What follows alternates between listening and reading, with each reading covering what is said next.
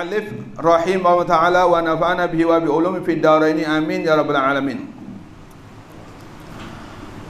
Fayafutuka hadzuka minal fadilah bil haqiqah allati tabqa alaik wa tusiluka ila maulaka wa yas'ubu fi nadharika tarku qadrik min wahmin la haqiqatan la yusharika fi katsirin min dawil naqais fa in da'ufta wa adumma fi nadharika sukutu manzilatik fanzur ila man wa ala qadran minka minal hudadi al muhtadin wa ma yu'athiru anhu min tahwini fi nufusihim fa inna dzalika yusajjuka ala iktifai masalikim wa qad qala ba'dul arifin man ra'a li nafsi qadran fala qadra la ila akhir ma qala radhiyallahu anhu.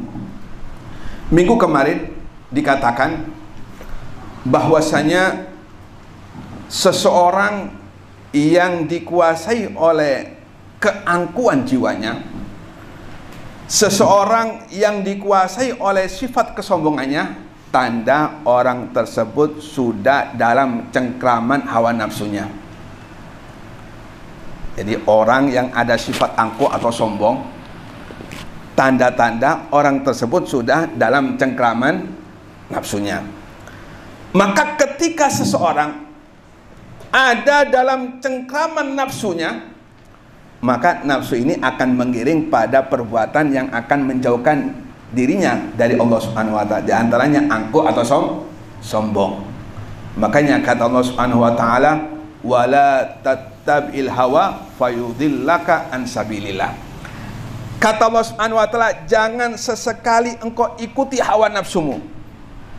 Kalau engkau ikuti hawa nafsumu, maka akan memalingkan hawa nafsumu pada jalan Allah Subhanahu wa ta'ala. Dan orang yang sudah dalam cengkraman hawa nafsu, berarti tindak tanduknya sudah diatur oleh hawa nafsu. Na'udzubillah tsumma na'udzubillah. Maka dikatakan oleh Habib Muhammad,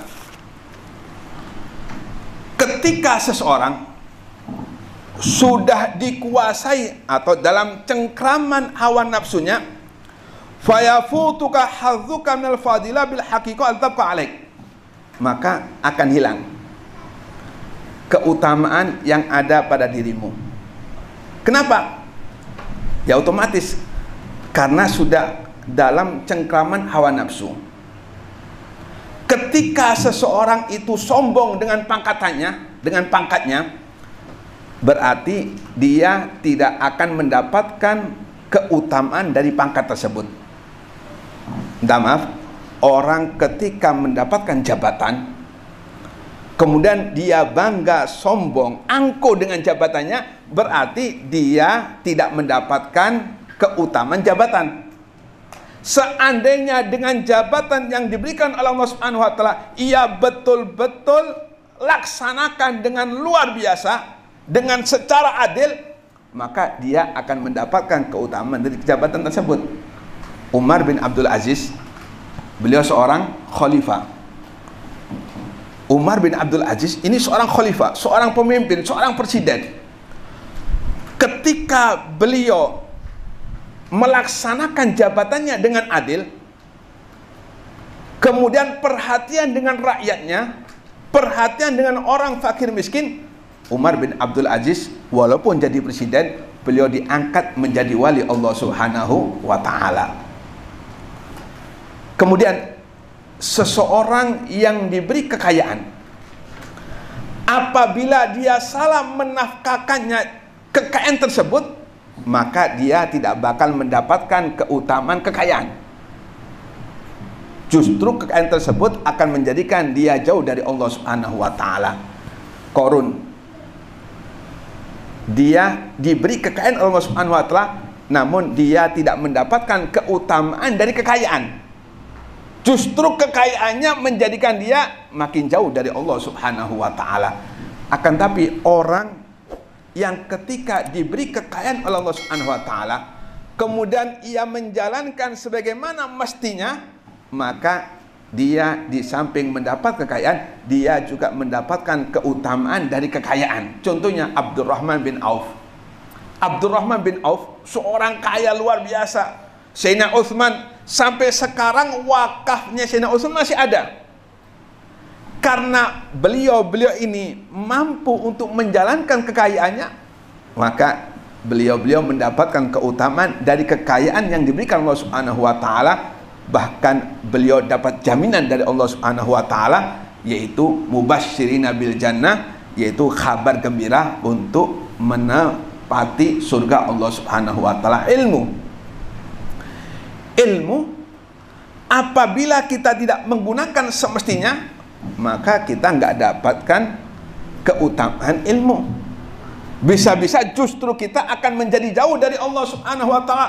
Berapa banyak dalam kitab-kitab diterangkan orang alim justru dia makin jauh dari Allah Subhanahu wa taala. Ini kata Nabi, akhwafu ma akhafu alaikum nadajjal ulam usu. Yang lebih aku takuti dari Dajjal, Nabi Muhammad itu takut sama Dajjal. Bukan takut pada pribadi beliau, tapi takut sama umatnya. Takut umatnya katut-katut ikut Dajjal. Dan kata Nabi, aku lebih takut terhadap ulama su daripada terhadap Dajjal. Maksudnya sama-sama takut, cuma yang lebih takuti oleh Nabi yaitu ulama su. Sebab ulama ini biasanya bawa masa. Kalau ulama su sudah bawa masa, maka tentu masanya ini akan dilencengkan kepada jalan yang benar.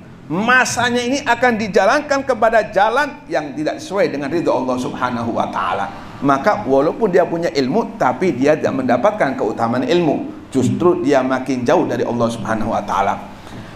Kemudian orang yang sombong, entah itu dengan ilmunya, entah itu dengan jabatannya, entah itu dengan kekayaannya, berarti dia tidak mendapatkan keutamaan tawadhu. Dan inilah yang paling utama yang ada pada diri kita, yaitu sifat tawadhu atau rendah diri.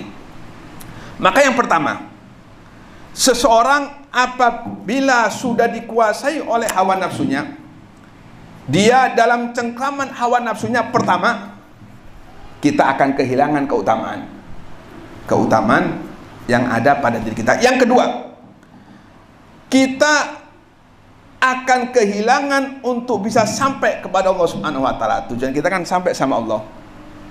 Kalau hawa nafsu kita sudah mencengkram diri kita, yang mana nafsu ini tidak lain mengajak kepada jalan yang tidak diridhoi Allah Subhanahu wa taala, maka hal tersebut tidak bakal bisa menyampaikan kita ke jalan Allah Subhanahu wa taala. Kemudian yang ketiga, orang yang sudah dikuasai oleh hawa nafsunya, yaitu wayasubu fi nadharika tarku qadrik min wahmin la haqiqatala. Biasanya minta maaf lah, orang yang sudah merasa punya jabatan, orang yang sudah merasa punya kedudukan, biasanya mereka nggak mau melakukan satu perbuatan yang mana perbuatan tersebut dianggap remeh. Dan banyak kita temui kadang-kadang, ngapain ngaji sama Habib, seberapa sih ilmunya Habib. Nah ini kan biasanya nggak mau gabung-gabung untuk belajar kalau orang tersebut memang punya ilmu. Seberapa ilmunya Habib ini. Nah ini biasanya banyak dari ulama-ulama kayak gitu biasanya, nggak mau gabung ngaji. Kenapa? Karena merasa punya ilmu.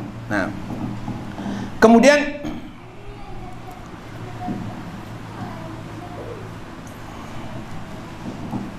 orang yang punya pangkat biasanya nggak mau melaksanakan satu perbuatan yang remeh-remeh.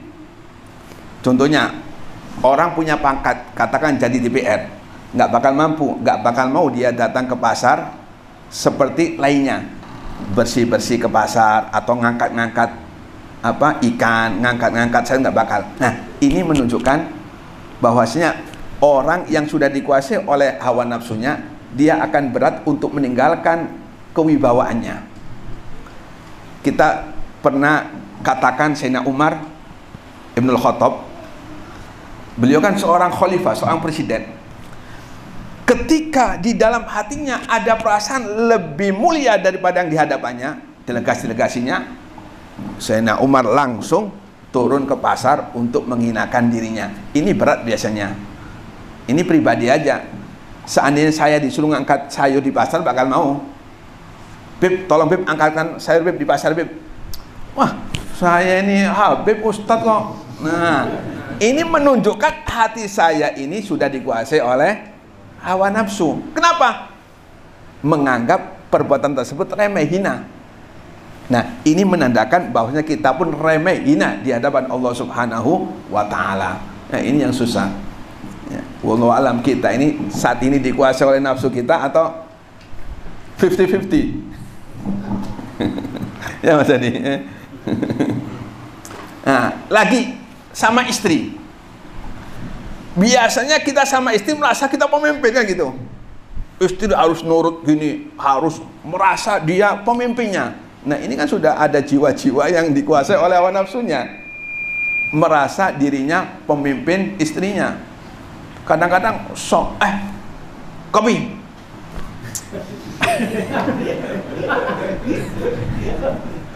Cuci baju.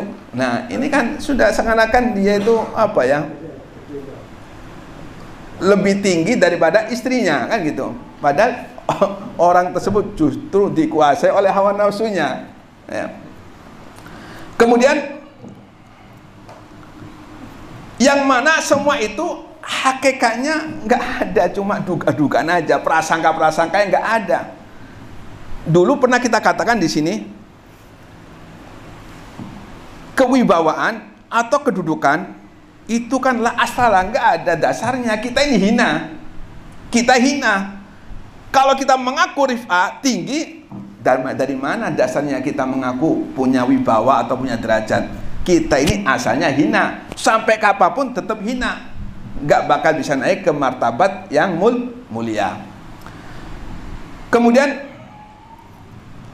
yusyariku fi katsirin min naqais. Nah, kalau kita merasa punya jabatan, kita merasa banyak orang-orang yang sama dengan kita. Korun, Tha'labah, terus apa lagi? Haman. Nah, Haman, Fir'aun banyak. Ya, sama dengan kita. Bahkan mungkin jabatan kita lebih tinggi mereka. Korun itu lebih kaya daripada kita. Fir'aun lebih hebat daripada kita. Iblis lebih hebat daripada kita. Maka kalau kita merasa itu, sudah banyak orang-orang yang sudah mendahului kita. Kemudian kalau kita merasa ya tadi mau menghina diri nggak bisa, menghinakan diri nggak bisa. Wah, aku kan punya jabatan, nggak etis kumpul sama masyarakat kelas bawah. Maka kita harus kembalikan mindset kita. Ketahuilah, orang-orang dahulu, orang-orang yang sudah mendapatkan hidayah dari Allah Subhanahu wa taala, justru mereka menghinakan diri, dihina malah senang. Sayyidina Ali Zainal Abidin dicaci maki. Apa kata beliau? Wahai fulan, kejelekanku yang belum engkau ketahui masih banyak daripada engkau sebutkan. Nah, ini harus kita lihat orang-orang yang sudah mendapatkan kedudukan, mereka justru senang apabila dihinakan. Mereka justru enjoy apabila dicaci maki orang lain. Jangan sok kita punya martabat. Jangan sok kita punya harga diri. Kita gak punya harga diri. Kita ini hina. Ya. Kemudian fa inna dari sajuka al-iktifa masalikim. Nah, dengan itu, dengan kita kembalikan ke ulama-ulama dahulu, maka kita akan punya keberanian ngikutin jalan-jalan mereka. Menghinakan diri, dicaci maki, alhamdulillah masih banyak yang gak kau tahu dariku. Banyak kehinaan-kehinaanku yang masih belum kau ketahui. Ini kan sedikit aja yang kau ketahui. Yang tersimpan belum kau ketahui, masih banyak kejelekanku. Nah, ini luar biasa. Ya. Wa qala ba'dul arifin, seorang wali ulama mengatakan, man ra'a li nafsi qadran fala qadralah. Barang siapa yang merasa dirinya punya kedudukan, barang siapa yang dirinya merasa punya martabat, maka dia hina di sisi Allah Subhanahu wa taala. Siapapun dia. Saya merasa punya kedudukan.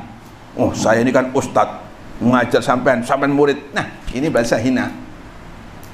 Siapapun yang merasa punya kedudukan, hina di hadapan Allah Subhanahu wa taala. Istri, suami merasa punya kedudukan, hina di sisi Allah Subhanahu wa taala. Makanya kata Nabi, barang siapa yang memuliakan istrinya, maka dia dimuliakan Allah Subhanahu wa taala. Barang siapa menghinakan istrinya, dihinakan Allah Subhanahu wa taala. Orang yang merasa dia punya kedudukan lebih tinggi dari istrinya, dia berarti hina di hadapan Allah Subhanahu wa taala. Mudah-mudahan kita ini sering kayaknya kayak gitu. Mah, kopi mah. Baca mah. Wa'lam ayyuhal akhi anna la syai'an fa laka fi nadhar fi hadzal bab min at-tahwini wallahu a'lam bis-shawab.